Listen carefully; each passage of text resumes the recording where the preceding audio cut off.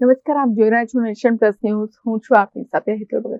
આણંદ જિલ્લાના સોજિત્રામાં ઇલેક્ટ્રોનિક્સનો શોરૂમ ચલાવતા એક વેપારી સાથે ઠગ ટોળકીએ તાંત્રિક વિધિ કરી મારી નાખવાની ધમકીઓ આપીને આ વેપારી પાસેથી વિવિધ બહાને રૂપિયા 1.63 કરોડ ઉપરાંતની રકમ પડાવી લેનાર વધુ એક આરોપીને આણંદ લોકલ ક્રાઇમ બ્રાન્ચની ટીમે આણંદ ઇન્દિરા સ્ટેચ્યુ પાસેથી ઝડપી પાડ્યો છે.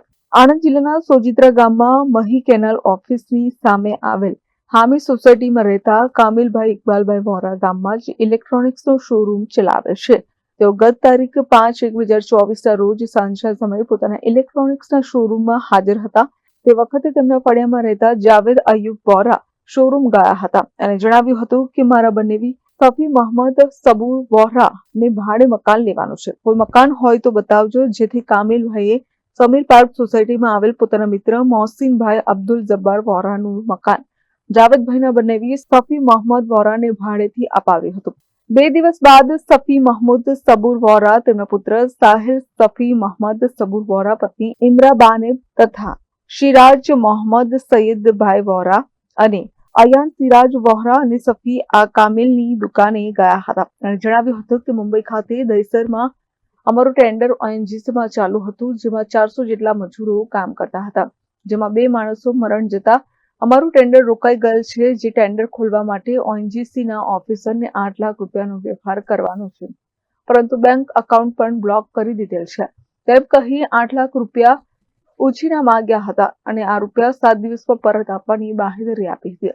જેથી કામિલે જે તે વખતે સફી મોહમ્મદ સબૂર વોરાને 8 લાખ રૂપિયા હાથ ઉછીના આપ્યા હતા. જે બાદ ટોળકી અવારનવાર 2 મોઢાવાળા સાપ, શેરવો તથા 12 નખવાળો કાચબો દેખાડતા હતા અને આખા પરિવારને તાંત્રિક વિધિથી મારી નાખવાની ધમકીઓ આપી 3.50 લાખ રૂપિયા કામિલ પાસેથી લીધા હતા.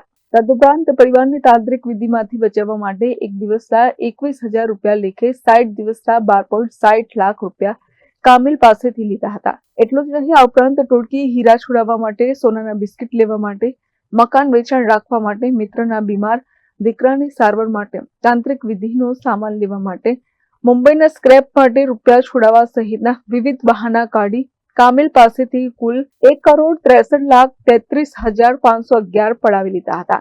આ ગુનાની તપાસ કરી રહેલી આણંદ લોકલ ક્રાઇમ બ્રાન્ચની ટીમને મળેલ માહિતીના આધારે આ ગુનામાં સંડોવાયેલા વધુ એક આરોપી રફીક ઉર્ફે બાબા પૂજાભાઈ રાઠોડ રહેઠાણ વૃંદાવન નગર કોલોની દહેમી બોરસદને આણંદ ઇન્દિરા સ્ટેચ્યુ પાસેથી ઝડપી પાડીને જરૂરી કાર્યવાહી કરી વધુ તપાસ અર્થે સોજિત્રા પોલીસ મથકે સોંપવામાં આવ્યો છે.